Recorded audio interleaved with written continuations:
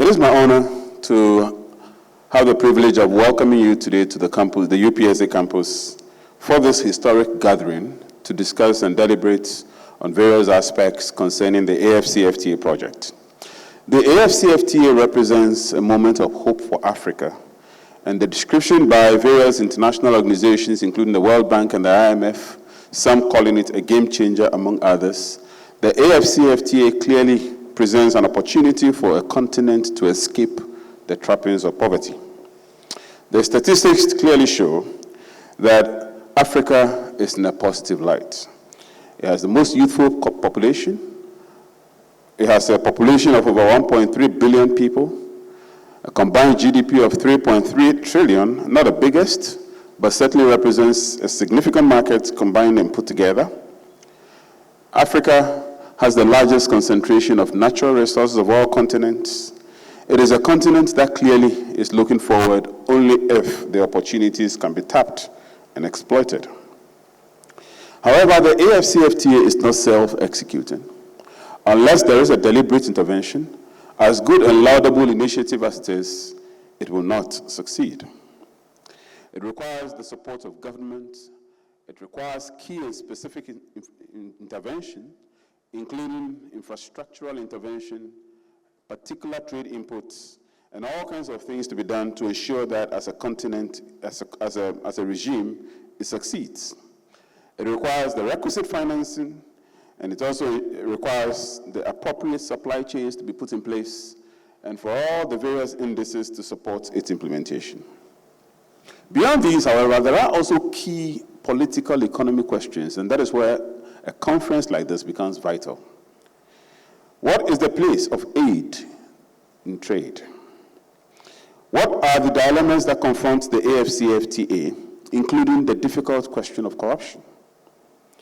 What are the issues of intra-Africa geopolitics, and how do we navigate this to ensure that trade doesn't suffer at the hands of these external factors? What are the critical questions of AI or artificial intelligence and trade, and how can Africa as a continent leverage this for the maximization of trade on the continent? These are key issues that have to be navigated and discussed. The policymakers and the practitioners may be doing their own thing by trying to implement, but these questions cannot be glossed over and must be negotiated and critically evaluated, and that is where an academic conference like this becomes vital. We at the UPSA like to push the frontiers and boundaries of conversations. We like to provoke the narratives to ensure that the fundamental things that need to be considered are considered, and that we do not gloss over things that eventually become obstacles in the implementation of policy. Today we are delighted that we are able to once again put together a conference such as this that has seen the registration of people from far and near. A lot of internationals who have registered to participate in the conference. That indeed gladdens my heart and convinces me that by the end of this conference, we would have put together papers, documentation, and appropriate communiques on the position of the AfCFTA moving forward in terms of its implementation. I'm delighted that we may have the opportunity of the Secretary General of the AfCFTA Secretariat closing the event tomorrow, and therefore the Secretariat participating in this, we are convinced that our conversation is not going to be an abstract one, but one that would yield productive outcomes. And so therefore, I challenge all of us here, as I welcome you, to participate freely in the conversation, to enjoy the opportunity of an academic environment where the enterprise and the marketplace of ideas is encouraged, where people are allowed to think beyond boundaries and to freely think without the constraints and complications of the external world. So I am delighted to welcome all of you, and it's on the basis of this that I am glad to have had the first word. Thank you. Thank you so much, Professor Bochi. And yes, this is a good opportunity to remind us that this is actually a hybrid conference. So we have a huge audience online who are joining us virtually on Zoom as well. So to our online audience, we recognize your presence, and we are so grateful that you were able to join us. We are also privileged to have with us, joining us online, And our technicians, kindly, if we can move to the Zoom so that our next speaker can address us from Zoom.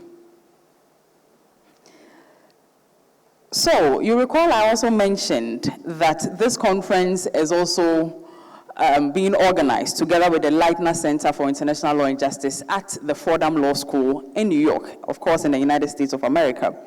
And to share some remarks with us is Professor Paolo Galizzi. Professor Galizzi, like many of us know, is a clinical professor of law at Fordham University School of Law, and he's actually the chair of the conference steering committee. That is the international steering committee that brought together this conference. Can we have Professor Galizzi, can we project to the Zoom so that we connect to Professor Galizzi? Okay.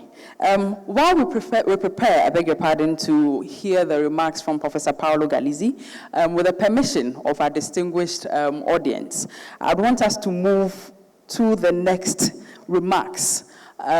Please forgive me for the breach in protocol, but because of the technical difficulties that we are having, I'd want to rather request, or rather plead, that we get the remarks from His Excellency Daniel Crew. His Excellency, can we do that? So sorry, forgive us, but yes, so we want to invite on stage the Ambassador of the Federal Republic of Germany to Ghana. He is in the person of His Excellency Daniel Crew. Please make the applause more thunderous, because this event has been made possible largely by the intervention of the German Embassy to Ghana. Thank you.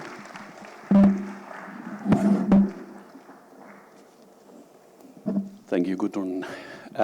Good morning, dear Dean, Professor Ernest Kofi Abotsi. Welcome to all participants here in the room and online. It's a great honor to have the privilege to address you here today at the opening. I think the main reason is that the German government, through GIZ, the German Development Cooperation Implementation Agency, is one of the sponsors of this important conference. I would like to congratulate UPSA and all other organizers, including the organizers in New York we are waiting for setting up this very timely conference.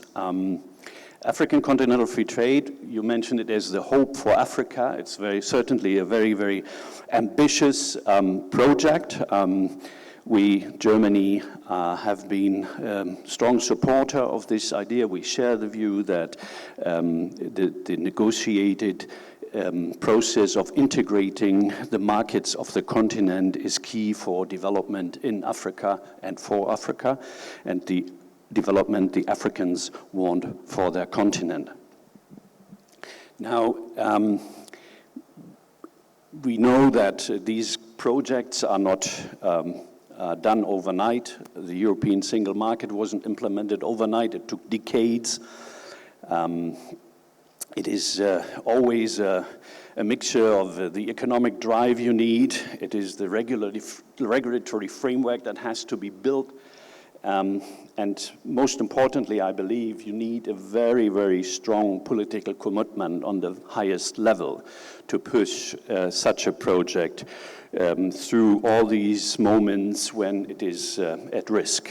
In Europe, we say the European integration progresses only in the moment of crisis. So, because that's when the politicians put their nitty-gritties at the side and say, we really have to change this crisis, and we have to come up with the answer, and we have to come up with an answer now.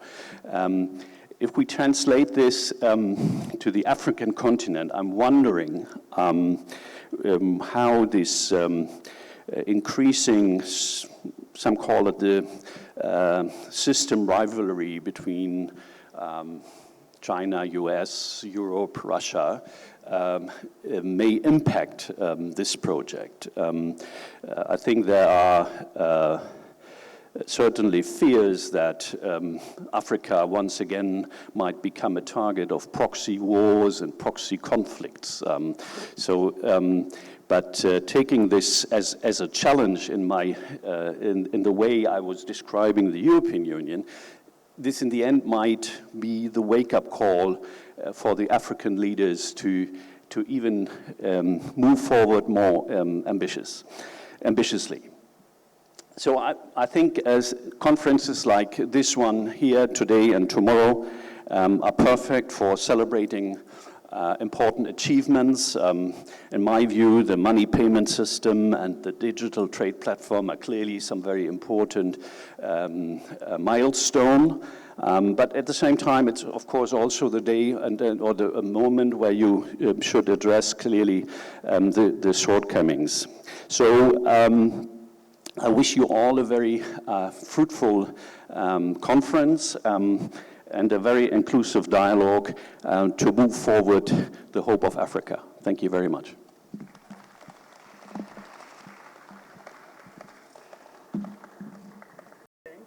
Thank you very much, Ambassador Kroll. We are so grateful for those very enlightening remarks.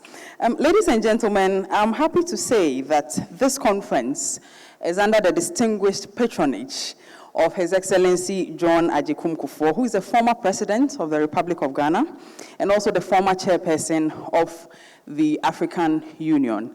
Unfortunately, His Excellency couldn't join us in person, but he has a very lovely video message that he prepared specially for us. So we want to listen to that video message. Technicians, if you are ready, can we go ahead and listen to the message prepared by His Excellency John Agyekum Kufuor? Thank you. Professor Desta, the keynote speaker, Excellencies and members of the Diplomatic Corps, experts and merchants in African trade, academics, and distinguished guests. I am delighted to be invited to serve as the sole patron of this conference, a gathering that seeks to not only celebrate, but also, and more importantly, reflect on the historic regime of trade in Africa under the Africa Continental Free Trade Authority. For far too long, our continent, Africa, has been associated with poverty and backwardness and rarely treated with the seriousness of a global trading partner. For a continent the size and endowment of Africa, it is highly untenable that our share of global trade remains at only 3%.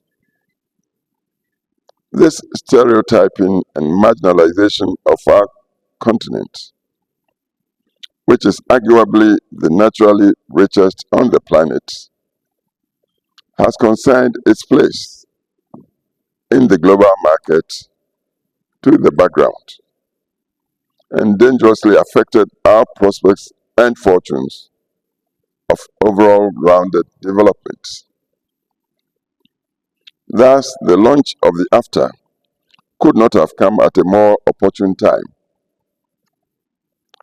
As the world, in its efforts to battle climate change, goes through the transition of migrating fossil fuel energy use, at the same time as it faces the onset of artificial intelligence, blockchain technology, and geopolitical complications impacting trade, the creation of the AfCFTA presents unbelievable opportunities for a continent with the youngest, reasonably well-educated population and impressive concentration of natural resources.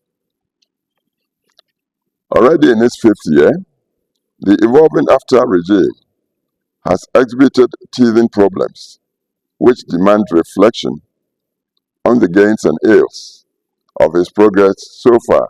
This is where conferences such as ours present an opportunity for the needed introspection on the regime's evolution so far. While successes have been chalked, it is evident that some significant obstacles present headwinds, hindering the full blossoming of African trade with the tangible benefits for the peoples and countries of Africa. Of these, Africa's dependence on foreign currency still presents major forex losses in transactions. Thus, the quicker we embrace the Pan-African payment settlement system the better for settlements and trade facilitation cross-continentally.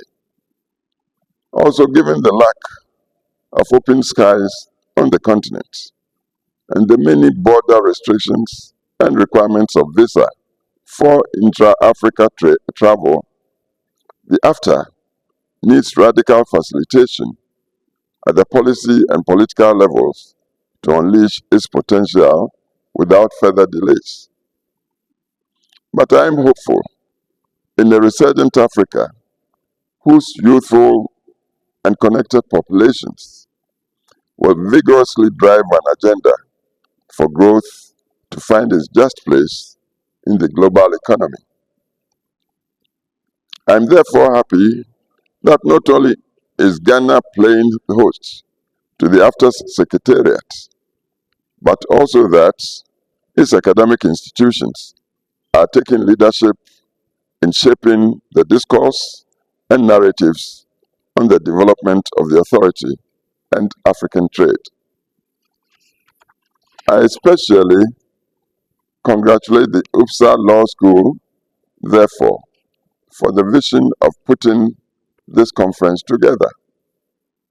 The institution's thought leadership on the AfCFTA remains notable, being perhaps the first university in the country to have had the Secretary General of AfCFTA speaking on the institution when the Secretariat was launched in Accra. And here, may I urge all of us to give AfCFTA our unflinching support to play its strategic role to advance Africa's socio-economic rapid development. And so to all of you experts, practitioners, academics, judges, lawyers, international players and actors who have gathered here, I wish you fruitful deliberations as you chart a course through dialogue for the forward movement of African trade. Ladies and gentlemen, if AfCFTA is going to be the game changer as it has been established to be, then great minds such as yours need to take charge to shape the process through thinking and rethinking as to what works and excels from what does not. And this is your task. And here I want to thank you for inviting me to be patron, which I accept, and wish all of us success in this historic endeavor. Thank you.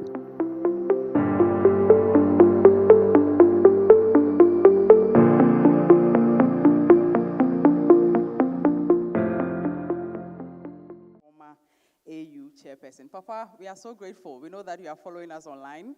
Thank you so much for accepting to be the patron of this event. And thank you so much for your service to Ghana. God bless you. Ladies and gentlemen, by the format of this conference, at the end of the opening ceremony, we would take a very brief, in fact, we'll go ahead with our very first paper presentation session. And this is on the AfCFTA and implementation challenges.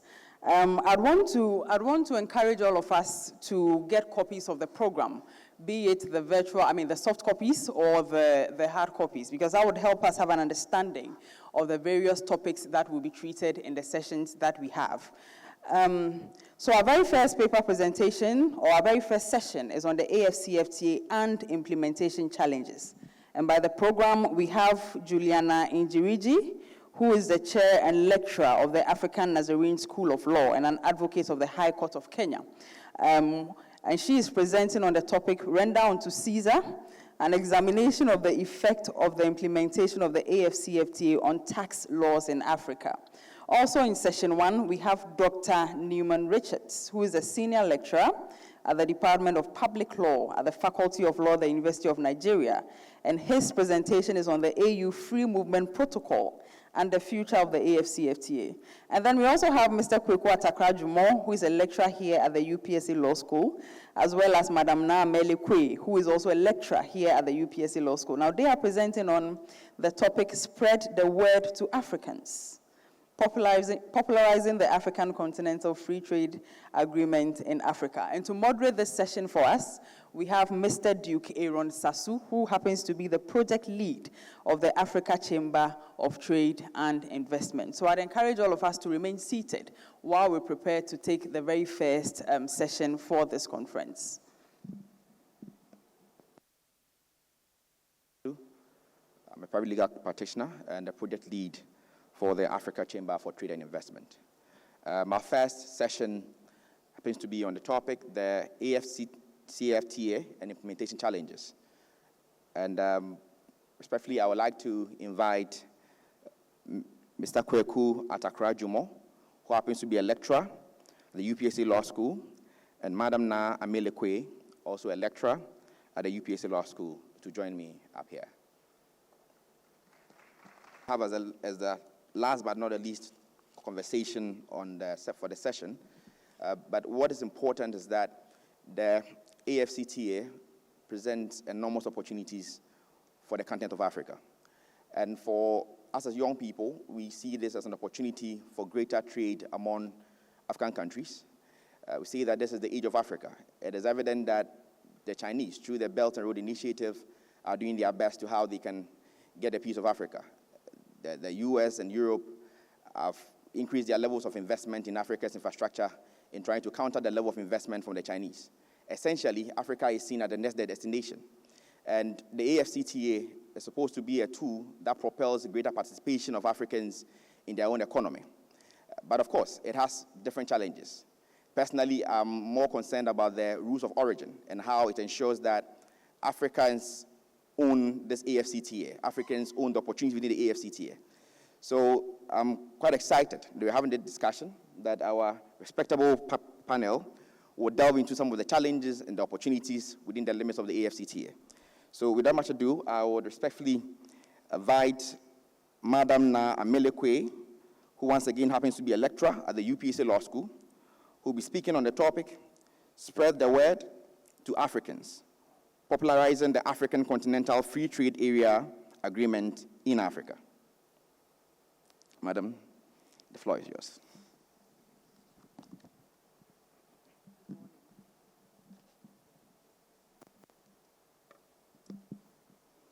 Good morning, and you are all welcome, warmly welcome to the UPSA. Today, my discussion is basically centered on Spread the Word to Africans, popularizing the African Continental Free Trade. Africa has a rich and diverse history. It's the second largest on the continent, and we are strategically positioned. Africa is blessed with a lot of natural resources, and the AfCFTA conversation dates as far back as in the mid-1950s, when some African countries started gaining independence. The conversation at that time was that there was a need for Africans to unite, and two ideologies emerged from that time.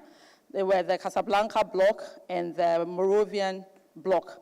The Casablanca Bloc was of the view that Africans must not be left to operate in vacuum, and that they must all come together and unite. The Casablanca Bloc conversation was led by our own Dr. Kwame Nkrumah.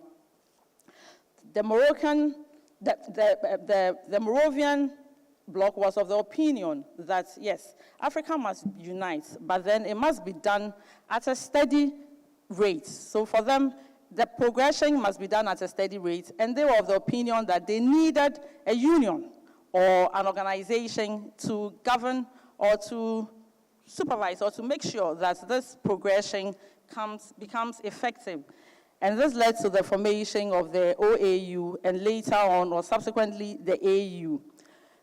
However, from 1963 to 2012, the head of states met in Addis Ababa and took stock of what had gone on the continent. And they realized that nothing had really happened. The OAU and the AU had not lived up to its mandate.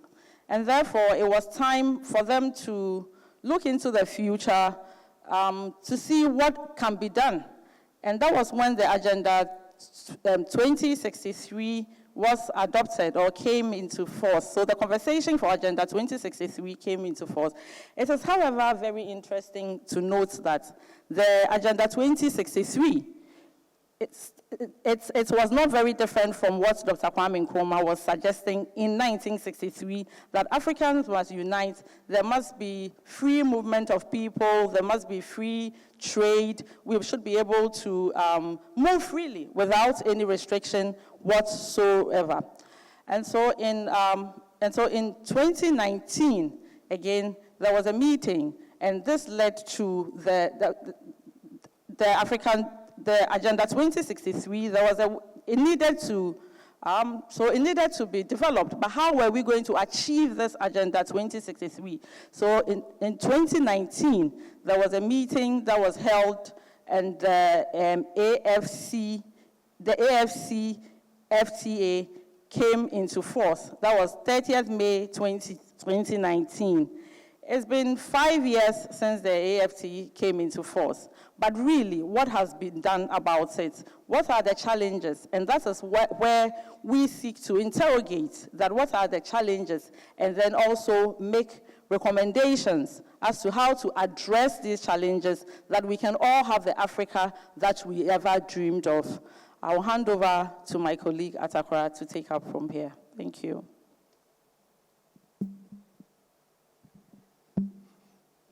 Okay, thank you very much. The conversation of the AfCFTA, in as much as sometimes it looks like something in the air, is a conversation that is more practical than we can imagine. Now, my colleague makes mention of the conversation that was had somewhere in the early 1960s between the Casablancan bloc and the Monrovian bloc. Now, that was the first opportunity Africa had to have come up with a free trade area where it was going to unite all of Africans. Remember that in 63, or let me say before 63, the agenda of Dr. Kwame Nkrumah was that we should have a single Africa, a united Africa. Now, we missed that opportunity, and we formed a union, which, again, all of us are aware of the results of the union. So now, the AfCFTA we have currently is a second opportunity presented to Africans to do what we ought to have done in 1963. Now, we are putting the measures in place that by 2063, which now we call the Agenda 2063, 100 years from 1963, when we started or had the opportunity to unite as Africans, we are planning that by that 2063 period, we would have had the Africa we want, which would mean that we'll have an Africa where the guns would have been silenced, we'd have had an Africa where prosperity is no longer an ideal, but a reality. Now, the AfCFTA, again, came into force because looking at the statistics in Africa, a region that is blessed with all the resources you can think of, we have more than 30 million of our people living under $5 a day. And in fact, if I'm to ask everybody here, how much do you spend a day? Or how much money do you spend a day? $5 about, that's like 50 cities? About 50, 60 cities. How many of us here spend up to 50, 60 cities a day? It should tell us where we fall in the bracket in Africa. Now, the AfCFTA is presenting us an opportunity that by 2030, we should have lifted more than 30 million of our people over this bracket. It's also presenting us another opportunity that Africans are now going to trade amongst each other. Intra-African trade in Africa, currently the statistics are way less than 50%. Most of our trading partners are foreign partners and not amongst Africans. I need not talk about the poverty rate in Africa, where we are seeking to lift more than 68 million of Africans by 2030 out of poverty, increasing our per capita income by 450 billion and what have you. So you see that the AfCFTA has a lot of opportunities it presents to us. as far back as 2019, when the instruments of ratification were deposited in Addis Ababa, it came into force. By 2021, 1st January, there was a launch of trading. But today, 2024, as we speak, the only attempt at trading under the AfCFTA is what is called the GTI, the Guided Trading Initiative, where we have just a stimulated environment. Some countries have been selected to pilot the AfCFTA. Now remember that we have statistics for 2030. Now by 2030, some people should have lifted off poverty. We are currently in 2024. We have 6 years more. What is being done? And that's where our research focuses on, to look at the challenges of implementing the AfCFTA agreement. Because if we have all these benefits, all these promised benefits, and we do nothing about it, we'll still get to 2030, and we'll still have another conversation of extending now our timelines. Now, as part of our research, we noticed that one huge challenge of implementing the AfCFTA agreement is one on the complex nature of trade rules we have.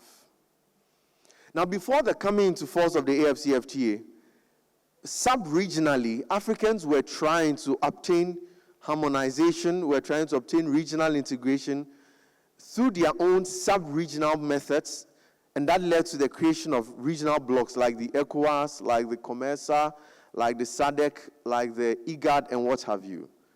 Now, bringing the AfCFTA into focus, where the AfCFTA is intended to superintend over all of Africa, but using these sub-regional blocks as stepping blocks to achieving the ideals of AfCFTA, that poses as a challenge.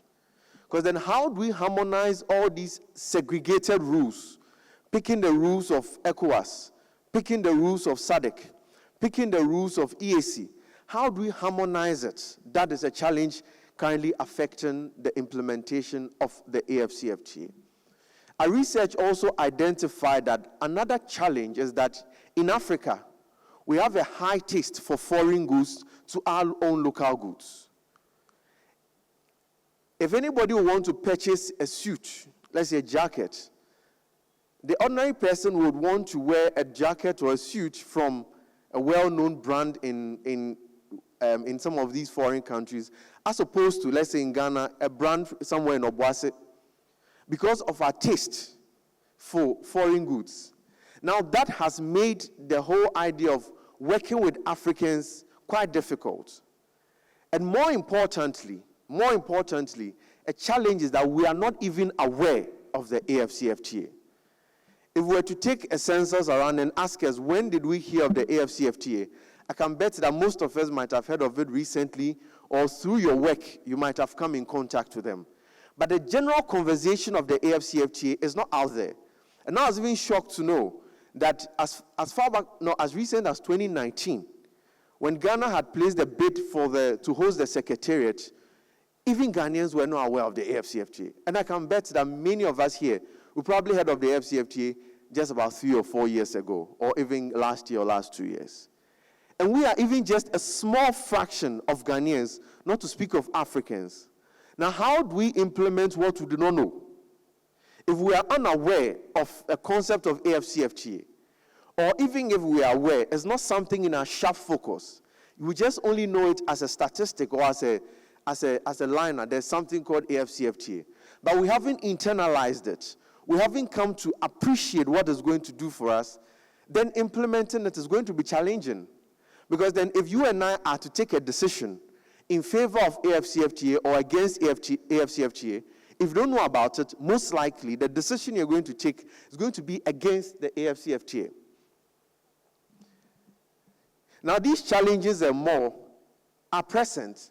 And so you would see that policymakers, the Secretariat, and African Union as a whole is facing huge challenges. And again, we all know how international law works.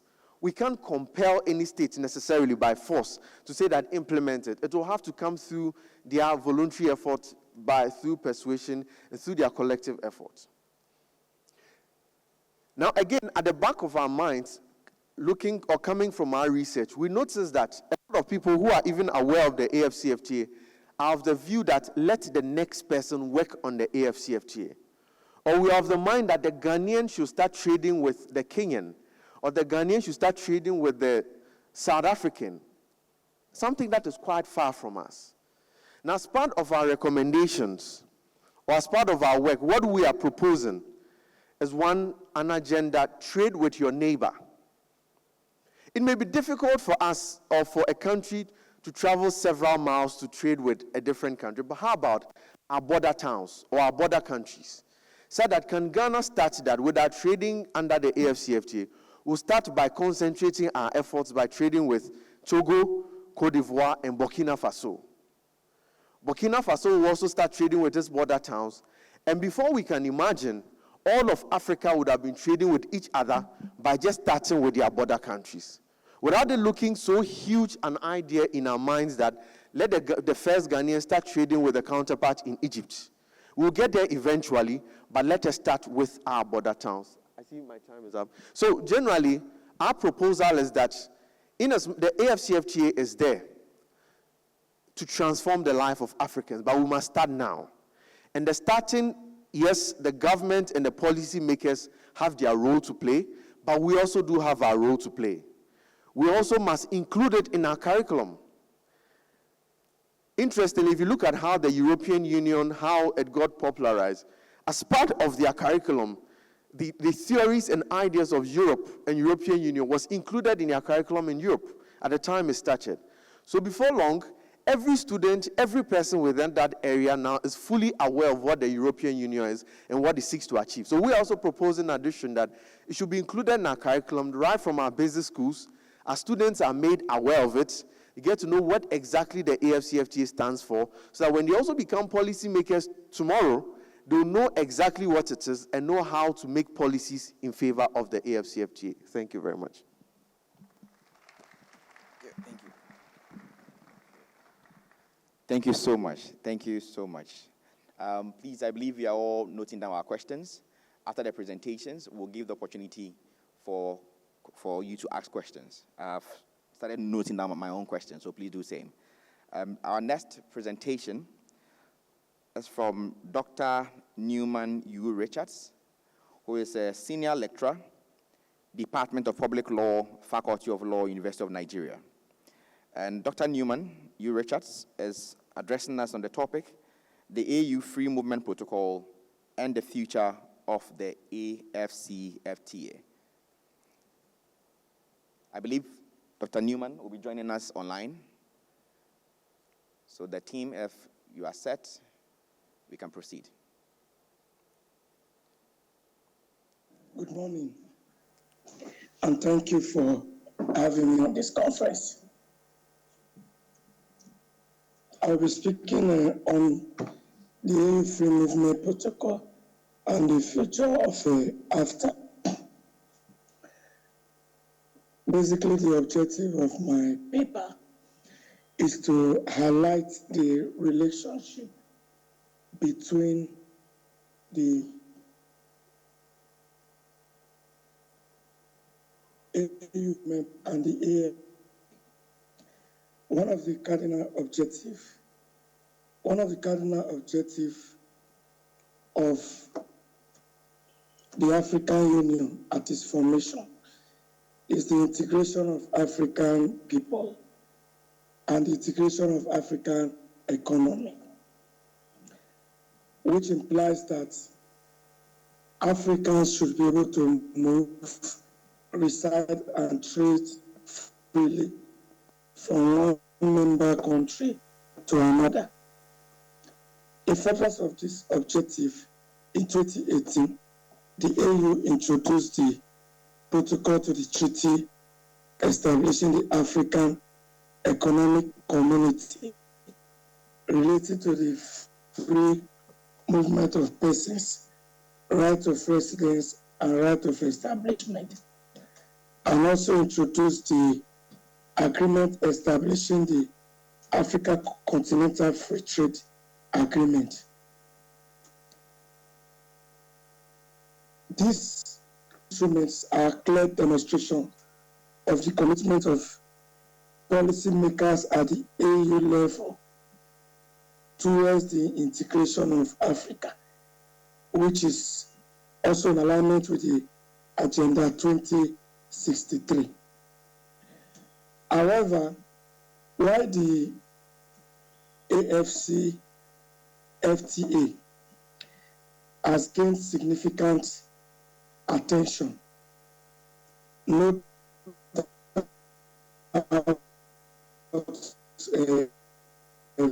from players agreed rules and prospects for African development. As a result of that, within a year of its adoption in 2018, it has come into force and has about 47 ratifications. Sorry to interrupt. Dr. Newman, is it possible that Yes. you can get a bit closer to your microphone or speak up a bit? Or probably your Okay. earpiece might be a distraction. We are not Is so it sure. better now? I think it's better. Is it better now? Yes, you can proceed. Okay, thank you. Okay, so the AfCFTA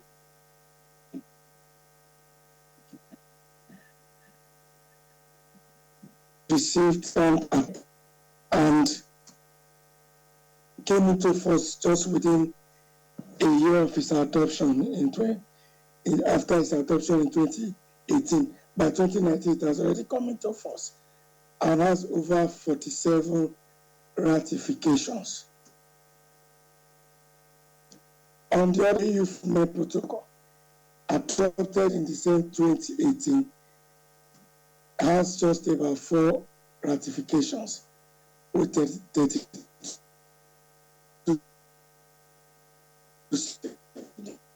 countries.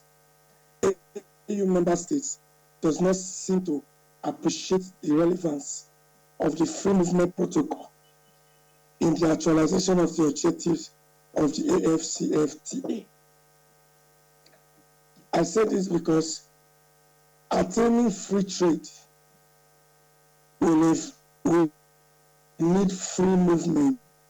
If the traders, if Africans who want to or their goods to other African countries cannot freely do so, it will be difficult to implement the AfCFTA because you have to have the capacity to freely enter a country before you can trade with that country and provide services in that country. In other words, an African country that has ratified the AfCFTA, who somehow is not comfortable with a particular service or trade to be brought by other African countries, will simply deny them access by denying them visa. And that will frustrate the objectives of the AfCFTA. So if you look at the objective of the EU Free Movement Protocol, for instance, which is to foster economic, social, and cultural development in Africa by integrating African economies through open borders. And it also seeks to remove the barriers to movement of goods and services within Africa by facilitating migration and economic integration of Africans from one African nation to another. If you look at this objective and compare it with the objective of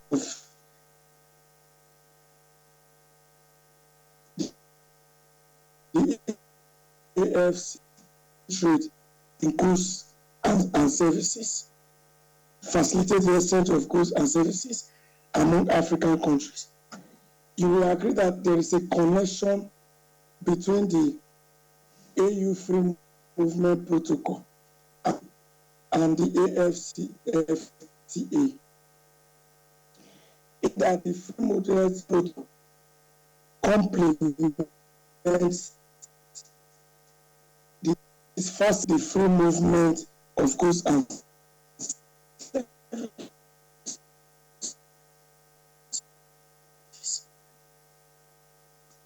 services.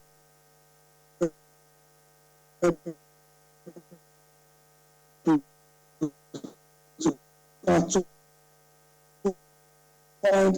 focus the policymakers at the African Union contemplate that a free movement protocol is necessary for successful implementation of the rest. In other words, the free movement protocol plays a key facilitative role in the actualization of the objectives of the AfCFTA. If we look at the AU Free Movement Protocol, for instance,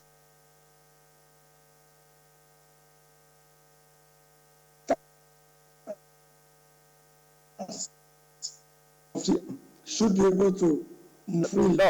Dr. Richards, is it possible to try and... Yes. Hello, Doc. Yes. Is it possible to try and change the locations a bit? Yes. Okay, you're not hearing me clearly.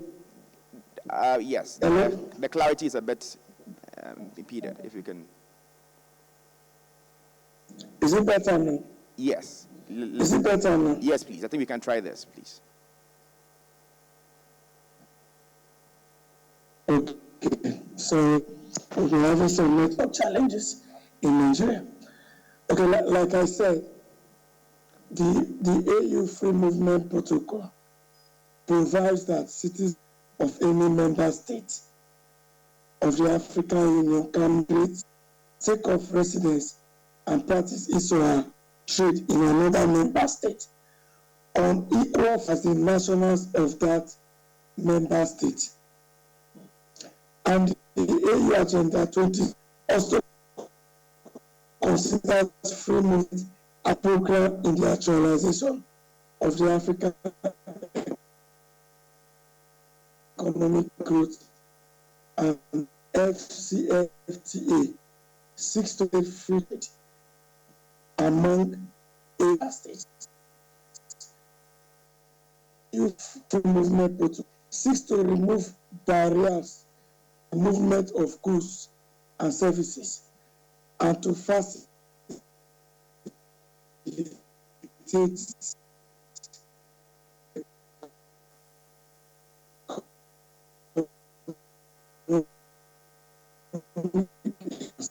troopers realized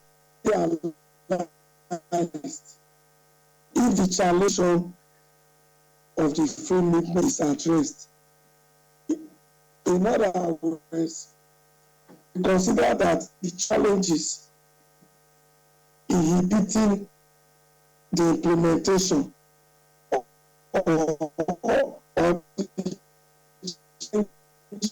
the member states free movement protocol will invariably affect the implementation of the AfCFTA. Some of these changes goes in West Africa, Mali, Niger, and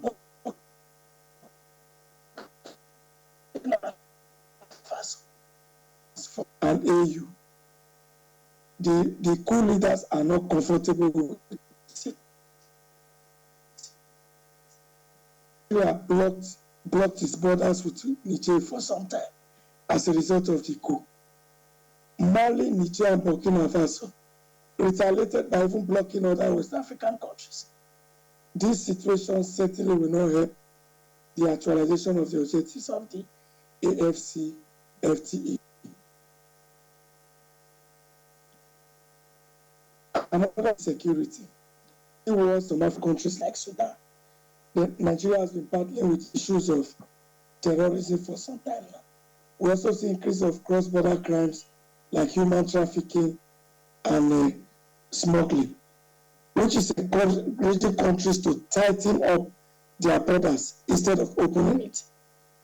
With this, free trade, as envisaged by the AfCFTA, will repeated. Also, the issue, we see the challenge with farmer crash. Many African countries today are battling with handling farmer clash. And pastoralism is a cross-border activity.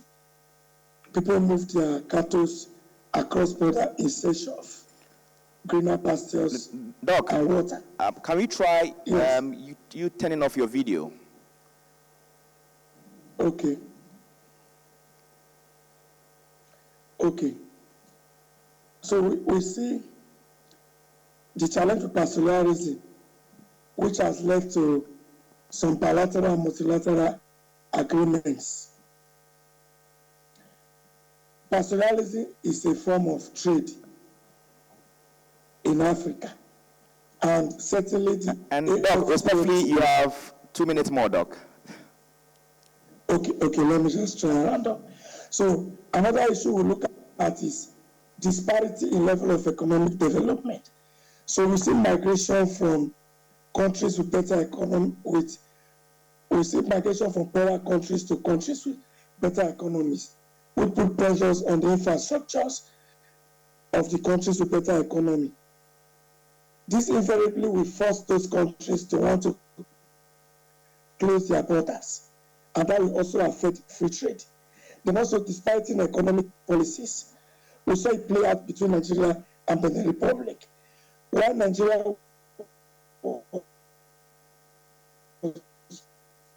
making efforts production of goods like rice, Benin Republic seemed to be importation. So Nigeria, because rice was being smuggled through the borders of Benin Republic, this fighting affected. In conclusion, we are saying that the field is dependent on messages in beating implement AU Free Movement Protocol, because the AU Free Movement Protocol complements the AfCFTA, which is an economic facilitation instrument. In other words, goods and services cannot be moved freely. You have to conclude at this point, please. The factors inhibiting, yes. Okay, so the paper recommends that the obstacles to free movements in Africa should be removed, and that African member states should show the same commitment they are showing towards the implementation of the AfCFTA by ratifying the Free Movement Protocol. Thank you. Thank you, Doc. Thank you, Doc. Thank you so much, Dr. Newman U. Richards, Senior Lecturer, Department of Public Law, Faculty of Law, University of Nigeria. Thank you so much, Doc. Welcome. Once again, please be noting out your questions. We will move on to our third and final presentation for this session. I will welcome Madam Juliana W. Injiriri, Chair and Lecturer, African Nazarene School of Law, and an advocate of the High Court of Kenya. She is presenting on the topic, Render unto Caesar, an examination of the effect of implementation of AfCFTA on tax laws in Africa. Madam. Thank you very much. Please proceed. Are you able to hear me? Quite clearly. Thank you. Good morning, Ghana. Good morning. Afternoon in Kenya. My name is Juliana, as I have been introduced, and I thank fellow panelists and presenters who have spoken. And they have said that really need to be the questions that have been raised so that we're able to find solutions. So my presentation and my presentation paper is really to examine the implementation of the AfTA on tax laws.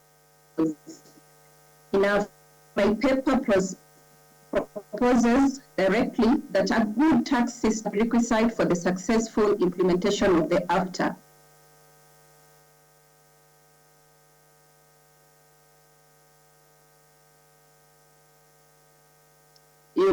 Presenters and attendees of this conference to ask yourself questions. Who is Caesar? Where is Caesar? And what are the limits of Caesar's when he's implementing tax laws in AfCFTA? So in introduction, as much as has been said, I will jump to my problem statement where we are saying that Africa lacks a defined taxation system that is a prerequisite to the successful implementation of the AfCFTA. And issues such as double taxations, transfer pricing, tax evasion are yet to be addressed. Further, we see that the AfCFTA does not make any provisions for the countries which cross-border companies ought to pay their taxes. We are also seeing that AfCFTA is yet to give limits and goals for taxation continent. Also able to appreciate that tax administration in the different nationals are different and they are all scattered. And for AfCFTA to move into harmonize the same, it's really a question of time. So the main question that this paper seeks to address is whether Africa is ready to implement a harmonized taxation laws. And the objectives of this paper is to look at whether it is possible to have a unified continental framework for tax laws and identify and analyze the obstacles that will not, will hinder the successful implementation of having a harmonized tax law in Africa.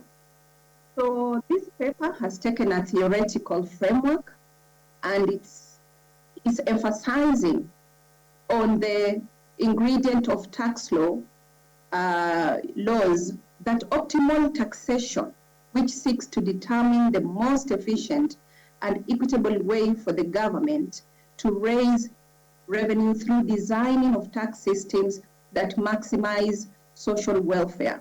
So how is this achieved?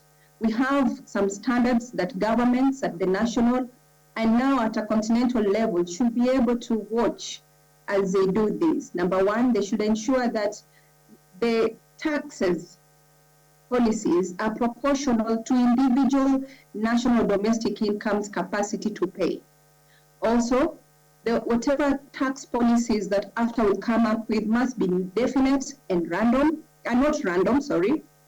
and they must be payable at convenient times. It's very important to have certainty on how these tax policies, rules, and regulations are implemented. So certainty is critical, and in the end, every other domestic at a national level, they want to reduce these administrative costs that go into tax collection, their revenue.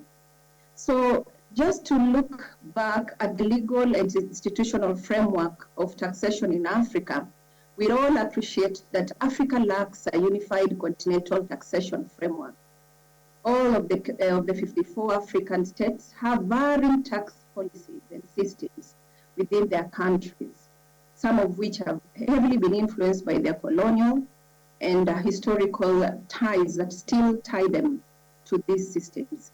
Also, Africa states depend on bilateral and multilateral tax agreements, and you can imagine AfCFTA is coming later when these agreements are ongoing and still operational. So how does AfCFTA come in to ensure that it plays a role in building on these tax policies to ensure efficiency? So we have seen that there are several institutions established under the multilateral agreements within national in the continent of Africa. I'm sure you have seen the influence of the Africa Tax Administration, among others. So maybe just to give an example of case studies of what happens where there is cross-border taxation, and we are talking about Kenya and Nigeria, where in Kenya, for example, the Kenya Revenue Authority tax regulations participate in a cross-border transaction where they maintain separately and autonomously, okay, their legislation so that double taxation agreements, the DTA, apply in cross-border trades, allocating the tax rights among the countries that Kenya get involved in. So Kenya, being a member of the ESC, the East Africa Community, is bound by these regulations that are adopted by the bloc. So currently, Kenya has the ESC Double Taxation Agreement of 2010 and the ESC Customs Management of 2004, which regulate taxation as a result of the cross-border trades. If we look at what happens in Nigeria, we know that Nigeria is a member of ECOWAS trade bloc, which has many other various legal provisions adopted by the community on cross-border taxation. So the primary instrument, for example, in East Africa is ECOWAS. Okay, we have the ETLS, the ECOWAS Custom Trade Code of 2017, which lays down the general rules and procedures applicable to goods brought into or taken out of the community territory. We know that each ECOWAS member state has also established the National Approvals Committee, NAC, to streamline the industrial product approval procedure for ETLS. So what are we saying? That we have challenges because countries are already operating in their regional blocks when it comes to taxation laws. So some of the challenges that probably we see hindering the implementation of the AfCFTA when it comes to taxation laws is the lack of a well-defined common tax system in Africa. Okay, so when we say this, we identify who the Caesar is. So in determining where to pay and the amounts of taxes to be paid, these are the challenges that the AfCFTA are likely to face. We are saying that different tax laws resulting from the diverse tax system will get into play, which will compel traders to navigate the varying tax structures and rates prevalent in their different countries. So because we don't have a harmonized tax system, each member shall have their own tax laws governing imports, exports, VAT, excise duties, and other levies, leading to other obligations across, the borders. Another challenge that we see is the risk of double taxation. International double taxations, here it happens when two states charge the same taxable individual a comparable income tax on the same item of income. So the relationship between the taxpayer and the taxing state is based on either residency or nationality, or the relationship between the income and the taxing state, also known as the source, or which determines the jurisdiction to apply the income tax. The last challenge, which has all been said, is the decreased revenue. And we've seen this even as we transition the implementation of AfCFTA, is that there is a decline of revenue as a result of most countries eliminating their tariffs on imports and exports to satisfy the AfCFTA demands. So for instance, the AfCFTA operational phase demands that countries liberalize at least 90% of their tariffs. And this clearly indicates a very big potential loss on revenue generated through import levies. We have a lot of lessons to learn from the EU. We understand the history of EU and where they came from, and many acts and directives right from 1987 to 1992 indicated, they were trying to curb this issue of tax evasion, and therefore the EU went on to implement a common minimum withholding tax on interest from deposit and securities for all union residents. Under the present EU taxation structure, we see that member states retain their autonomy in designing their tax system as long as they adhere to the EU regulations. So the whole aim and the whole principle of tax harmonization and cooperation within the EU is to alleviate distortions, to alleviate excessive compliance expenses, which comes with tax collection and, tax-related strategic issues, funding inconsistencies, all of these have been able to be reduced by the harmonization under the EU. So this consolidation enhances the ability to influence the flexibility of tax policies. So just to conclude my presentation, we can pick some lessons that the AfCFTA can draw from the European Union. Number one, there is need in these initial stages, okay, to draw and to really learn from member states what are the challenges they are facing. And when they do that, they will start the gradual approach of achieving full integration. The EU didn't achieve full integration overnight. Harmonization of key tax law was progressive. It was not an event, it was not quick. It really took time. Another lesson that we can learn is to set up a uniform policy to address common tax crimes across the continent. We know that for any free trade area agreement to come up with, they're the losers and the ones who gain. So the people who gain might, cut shortcuts and, to take advantage over the ones who are not yet ready. So this ensures that these offenders, okay, they don't take advantage over the countries who are more lenient in terms of tax compliance and mechanisms in such cases. We also, this paper also recommend regional integration, and we say that every nation desires to benefit, and therefore in these initial stages of setting up this single market, as much as the EU suffered a lot of challenges in persuading the member states of the EU, especially those who are far, like Greece and Spain and Portugal, they later were able to fully endorse its implementation. So there is really hope for Africa. So in conclusion, I'm making my recommendations. Number one is that Africa ought to develop a harmonized tax system which shall create certainty and address issues of tax evasion and VAT fraud and double taxation. And number two, we are recommending that for smooth tax administration, all the member states of the AfCFTA ought to put in place digital tax management systems, which is faster, efficient, and reliable. They are also cross-territorial, which means they can be effectively used by cross-border companies.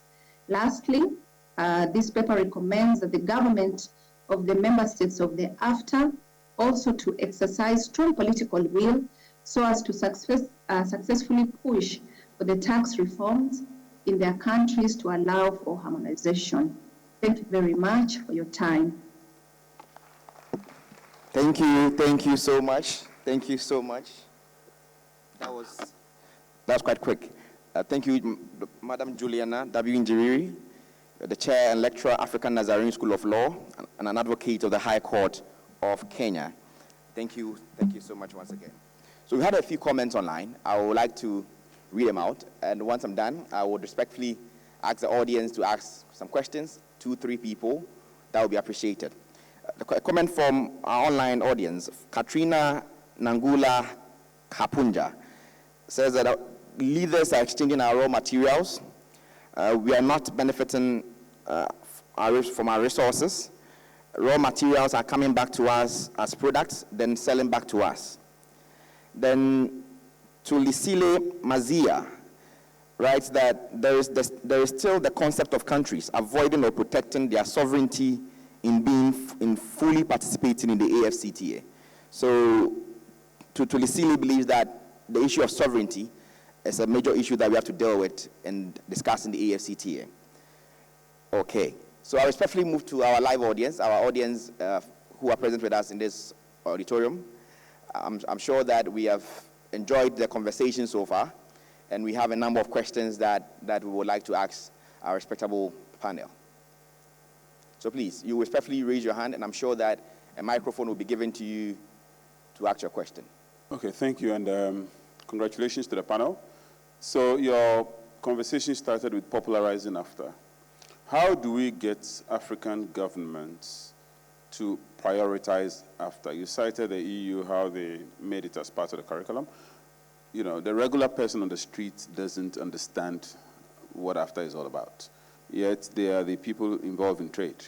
How do we get government to prioritize AfCFTA by popularizing it so that it becomes something on the front burner in our national conversations? On a daily basis, when we speak in Ghana, AfCFTA is not part of the daily conversations. How does AfCFTA become part of the conversation so that it is part of the bottom line issues of bread and butter, employment, the economy, inflation, and all that? AfCFTA should be part of these narratives. How do we get government to mainstream AfCFTA as an important issue of national development? Okay, thank you very much. Now, the question of how to get our government to take full charge of the AfCFTA is a question which, for me, and again, coming from our research, is one that I think is a self-answering question, to the extent that the government itself negotiated, the government's entities negotiated for the AfCFTA. Now, as part of all the meetings that we have, is the government itself. But then the question again comes that practically, and the reality on the ground is that it looks like government hasn't prioritized it. And what is the reason?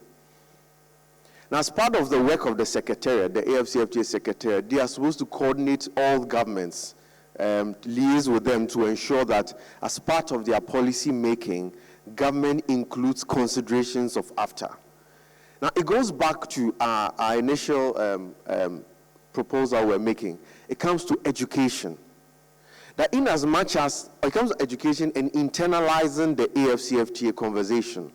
Now, in as much as we have it on our lips, it forms part of our speeches. It comes back, it's part of the thing where we will say we are part of AfCFTA. It hasn't been internalized, and it comes back to understanding it. Again, on the government side, there's also another issue of financial resources. Because to say that we are going to harmonize our laws, we're going to implement, it also has financial commitments. Some of them including changing your laws, some of them instituting or putting in place establishments. There's a financial aspect of it, which I know currently the African Development Bank and some donor agencies are assisting the AfCFTA to assist government to have, to provide them with a financial wherewithal to be able to implement it. So on the side of government, there's a requirement of government itself, given its commitment, internalizing what the AfCFTA is supposed to do, having it as part of every government's core agenda. There also, the Secretariat will also have to come in terms of their collaboration with government, so that for every agenda of each government, whether a new government or existing government, AfCFTA should be prioritized. I'm aware of a project in Ghana where there are reviews of law ongoing, where the aim is that every law must comply with all the international and the local standards we have signed on to, inclusive of the AfCFTA. Now, if every country can have such an initiative, then now let's relook at our laws, let's review our laws, and the laws we are going to be having, the laws we're going to be passing, let's have indicators on how our laws will comply thereafter. I think that it will be easier for government to make a commitment to make a commitment to the AfCFTA. But again, it comes back to education, internalizing the AfCFTA arrangement, and it comes back to us putting pressure on our government to really to give full effect to the AfCFTA. Thank you. Thank you. Let me probably, there's a hand up. But before the question from the other side, let me quickly ask a question myself. So I think that NA has given us historical antecedents of the AfCFTA, how our leaders like Kwame Nkrumah were quite fundamental in that. Also, we know that in recent times, great leaders like the Alan Chermantins and their role through the African Trade Center clearly brought together stakeholders that has brought us where we are today. So it is African-owned. How do we make sure that beyond the government control that Prof questions us on, African businesses become the actual benefactors of the AfCFTA? Because what you mostly have within the ecosystem of these trade relations is that you have foreign actors who might have the financial wherewithal coming in with their investment and trying to benefit from the regulations with your internal space. So how do we get African businesses to actually own their space? Thank you.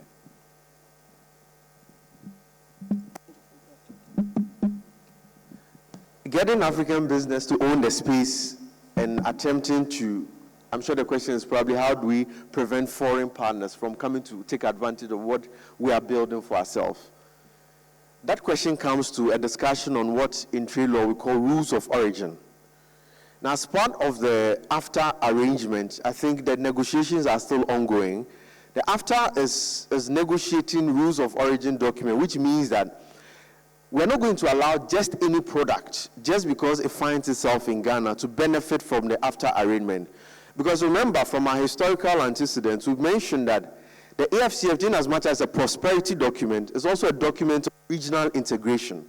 That we want to prosper, we also want to unite as a people, so that we become, the identity of the African is not lost. Now, in accordance with the rules of origin arrangements, when they're able to properly or fully negotiate, I know that they are still in the stage of negotiation. I know there are some challenges, but I think they're about 83% done. When they're able to fully negotiate it, we'll be able to determine which product or which good will gain an African color. So the fact that the good has probably been made in Ghana doesn't mean that it will qualify under the AfCFTA arrangement, because the rules of origin will give requirements of where the product should have come from, the raw materials. So the fact that we have a business here importing all its raw materials from a different country outside Africa, assembling it here may not be able to take advantage of the AfCFTA because it won't meet the rules of origin requirements. So the reason why that conversation is not really out is that they are still in negotiation, trying to finalize the rules on origin or rules of origin. Then now we can have the conversation from there. So that arrangement is there, because other than that, your problem may be a reality that foreign powers may take advantage of it. Then now the idea of regional integration under the AfCFTA will be missed. My name is Kwame Jantua. I am the chairman of the Oil and Gas Sector, AGI. Guys, are we not trading amongst ourselves today? Is Nigeria not trading with Ghana? Is Ghana not trading with Togo? Is Ghana not trading with the Ivory Coast? Are we not? And you really think politicians are interested? Look around Africa. First interested in their party, and first interested in coming to power. And so if we are looking at top to bottom, it's going to take long. It has to be from bottom to top. So if it's going to be bottom to top, who is supposed to start it? How can we start it? We can start by trying what we're doing now, trading amongst ourselves. And then we then have to put pressure, not on government, on parliament, to look to change the laws. First of all, currency. Second, transportation. Third, understanding. And I liked the issue about teaching it in our schools. The AU will tell you, it took them years to do. But the AU took them, they were able to achieve because they had the structure in place. Do we have the structure in place where Africa is concerned? Look at the second-hand goods that flow into our country today. And look at the kind of clothes our presidents wear when they go out. Don't you think if they were to localize what they wear, it will spurn a fashion revolution in Africa? Would they? And so I look at these things and I tell myself, yes, the talk is good, the talk is cheap, but really and truly, they are not interested in putting this thing in place because there are personal interests there that benefit politicians and not benefit the people. So if we don't take the bull by the horns and run with this thing ourselves, then it's going to be a talk shop.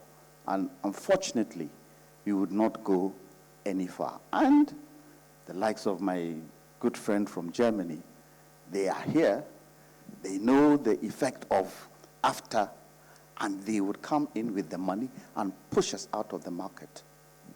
Don't you see Chinese in Makola? Are Chinese not in Makola? Are they not trading in Makola? Aren't they doing other things that are for us? What are we doing about it?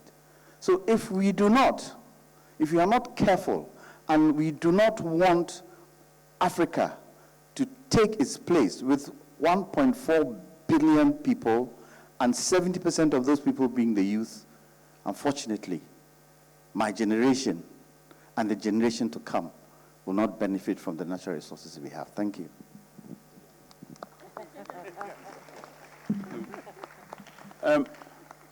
Moderator, this is not to usurp your powers, but just to suggest, since we have a lot of students in the room, and since it's also a university campus, and we are talking about popularizing AfCFTA, may I suggest to you that we take a rough poll by asking how many people in this room know anything about the AfCFTA apart from the name AfCFTA? Just so that we get a picture. Just show of hands, and they just get a sense, because this is the next generation of entrepreneurs, and we are here talking about popularizing, and my senior colleague, Mr. Jantua, has just indicated that he's much older than I think he is. Let's just see how many people here do anything about AfCFTA beyond the name.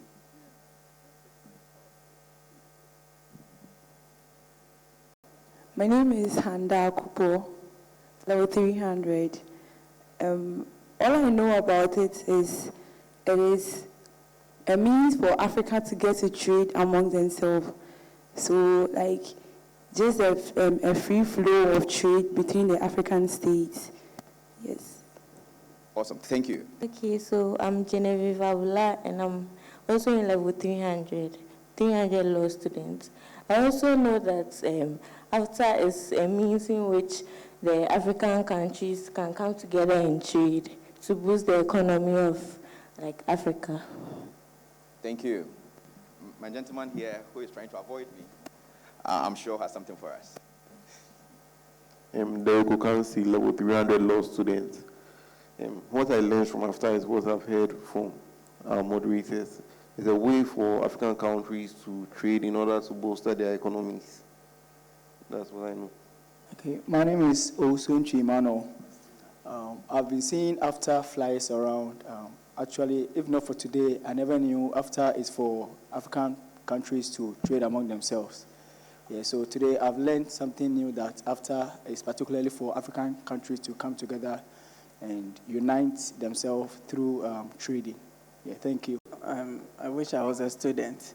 I'm not a student, but so two things. AfCFTA is first a government-driven sort of initiative, and I would want to know, you can't control political will of these guys in power. And I was really happy to hear the name Alan Chermatin, because he's been a key architect in seeing AfCFTA realized. You realize he instituted the African Trade Forum in 2012, and then, you know, there were a number of resolutions they made. And I am interested in a particular one that says enhancing productive capacity and improving industrial performance. To what end are we going to get our politicians or government people commit to this, this basic ingredient for the functioning of intercontinental free trade area? Because really it's a market, and we have to produce. And I heard Mr. Jantua say we have to, you know, get it from the down, everybody must be involved. But who is creating that enabling environment? Honestly, I'm tempted to say, let's just make Alan Chermatin the president of Ghana to run his AfCFTA. But you know, it's a bit biased. And I'm really looking at how we are going to get a legal framework to bind politicians to move even beyond their political interests and will to advance the cause of AfCFTA. So please, if you can help me, is there a framework? How are we going to deal with this political will? Or we are going to bring Alan Chermatin to do his thing? Thank you. Okay, thank you very much. You ask about a legal framework to bind our politicians. I'm not too sure that you're asking of it from the African Union level or within the various countries. But you would realize that, again, if you know how international law, international diplomacy works, most of them, they operate through collaboration, through sensitization, through dialogue. If you recall, when the AfCFTA came up, when the conversation started, Nigeria was at the forefront. Because their economy at that time was like the second largest in Africa. By the time of signing, Nigerians said we're not going to sign. because they had had some conversations with their manufacturing associations and all had risen, and there were issues. Now, what the African Union at that time did, they had to talk to them, dialogue. Now, for countries, and I think it ties in with the question Professor Abuchi asked, for countries to make a commitment, or for political actors to make a commitment, it will come back to what we are saying, that it will come back to sensitization, they coming to realize. Now, you give the example of Honorable Alan Tremantin. Now, it just happens that at the time the AfCFTA conversation came, Honorable was the Minister of Trade for Ghana. So he was at the forefront of the discussion for AfCFTA. He understood what it stood for, and he knew why Ghana would have to take full advantage of it, and that's why some of the measures you are talking about were put in place. So if every other politician could be made to understand it as he did, then I'm sure that the recommendations you, or the accolades you are giving to Honorable Alan Tremantin can be given to every other person. So it comes back to understanding what the AfCFTA stands for and the sensitization. To come with a legal framework at the African Union level or at the AfCFTA level, I'm aware of the fact that Council of, that's the highest decision-making body, they have a number of resolutions they have passed. But again, because most of them its implementation come with money or financial resources, some state actors are able to give justification for why they haven't taken any action. But if the collaboration, the dialogue, and the sensitization, I'm saying, is properly in place, then I'm sure that we'll need to think of something binding to punish a leader for not taking action. They themselves would realize the need for the AfCFTA and give it the due attention it deserves. Thank you. Thank you so much. That will be all for the first session. Once again, thank you to Juliana W. Injiriri, Chair and Lecturer, African Nazarene School of Law, and an advocate of the High Court of Kenya.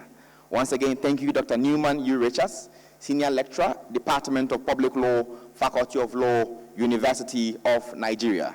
And thank you to Kweku Atakra Jumo, Lecturer, UPSA Law School, and Na Amelekwe, who is also a lecturer at the UPSA Law School. And of course, thank you to our special guests, and thank you to you all.